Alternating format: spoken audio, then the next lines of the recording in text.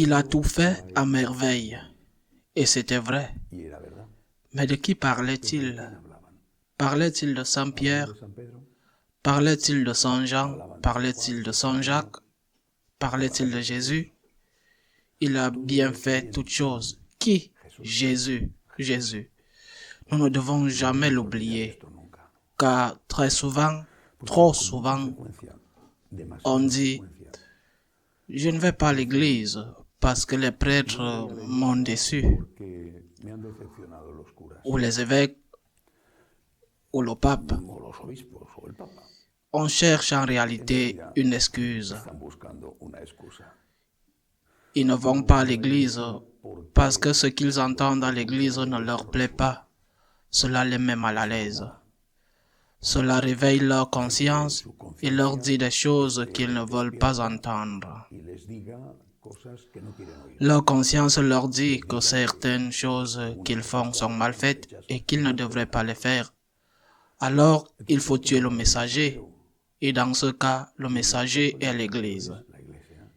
Et comment tuer le messager? Il est curieux que deux dictateurs sanguinaires, Hitler et Staline, aient coïncidé par la même méthode. Pour tuer leurs adversaires, ils les dénigraient d'abord. S'ils trouvaient quelque chose que ces adversaires faisaient mal, bien sûr, ils auraient déjà trouvé le motif de les tuer. Et sinon, ils inventaient ou exagéraient. Ce n'est que lorsque cela ne fonctionnait pas et que le messager, l'adversaire, continuait à insister et à avoir de la crédibilité qu'ils le tuaient. Eh bien, on fait la même chose avec l'Église. On cherche quelque chose qui tourne mal. Malheureusement, cela existe. Mais pourquoi la recherche-t-on? Pour la même raison que Staline ou Hitler. Pour mettre fin à une voix qu'on ne veut pas entendre. C'est la vérité. Derrière toutes ces excuses ridicules, enfantines ou adolescentes, il y a cette vérité. Tu ne veux pas écouter le message de Jésus. Tu ne veux pas l'entendre. C'est un message qui te met en travers de ton chemin, qui te dérange. Tu veux faire ce que tu veux faire plaisir à ton corps de façon permanente et alors tu veux tuer le messager et tu dis « Je ne vais pas à l'église parce que les prêtres sont si mauvais ». Je me souviens d'une très belle anecdote de la mère Angélica, je l'ai déjà racontée, mais elle est vraiment très bonne. Une fois, quelqu'un lui a dit « Je ne vais pas à l'église parce qu'il y a tant d'hypocrites là-bas ».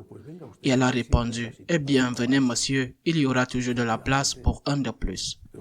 Les prêtres sont très mauvais, c'est vrai. Oh, comme les prêtres sont mauvais, tous.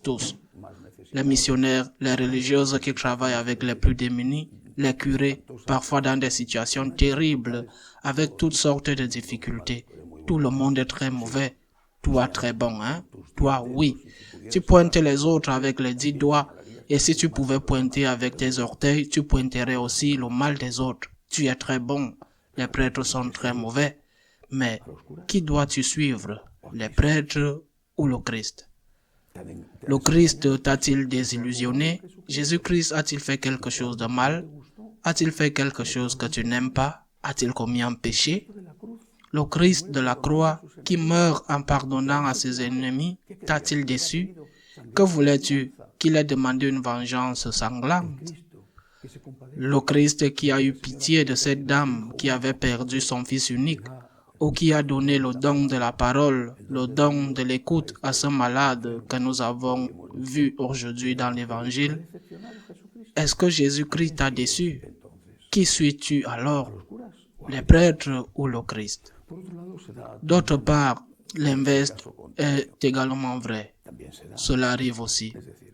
C'est-à-dire qu'il y a des gens qui ne demandent pas aux prêtres d'enseigner un enseignement correct.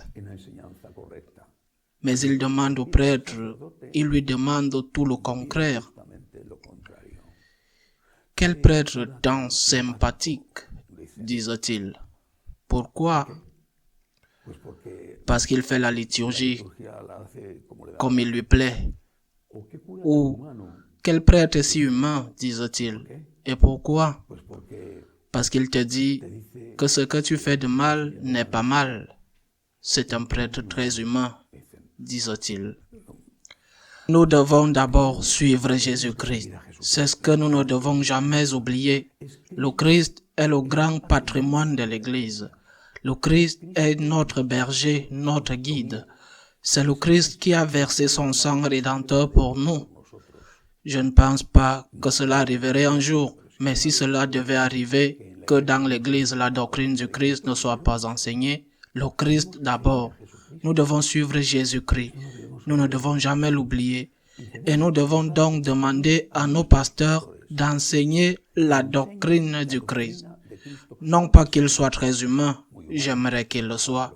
Très sympathique, j'aimerais qu'il le soit. Mais qu'ils enseignent la doctrine du Christ. Et qu'ils suivent aussi le chemin de Jésus-Christ. Qu'ils suivent aussi Jésus-Christ en essayant de mettre en pratique sa doctrine. Sinon, nous faisons de l'Église un club ou un parti politique, une association où la vérité n'a plus d'importance, mais où la popularité compte. Il est populaire parce qu'il dit ce que nous aimons entendre, ce qui est politiquement correct. C'est Jésus-Christ qui a fait tout ce qu'il fallait. Seulement lui et la Vierge Marie, notre Mère Immaculée. C'est Jésus-Christ que nous suivons. Il ne nous a pas trompés. Il ne nous a pas déçus. Et nous sommes dans l'Église parce que l'Église est le corps mystique du Christ, dont la tête est le Christ. Nous sommes dans l'Église parce que dans cette Église bat un cœur, le cœur sacré de Jésus, et le cœur immaculé de Marie y bat. C'est pourquoi nous sommes dans l'Église, nous suivons le Christ. Celui-ci nous déçoit, l'autre a commis un péché, voire un crime. C'est possible, mais qui dois-je suivre? Jésus-Christ. Quel dommage que cette personne ait fait cela, mais je suis Jésus-Christ. Et d'autre part, chacun de nous a sa propre vie. Et il serait bon pour nous tous d'écouter ces paroles du Seigneur et de cesser de regarder la paille dans l'œil de ton frère, de regarder l'apôtre que chacun de nous a dans son propre œil. Qu'il en soit ainsi.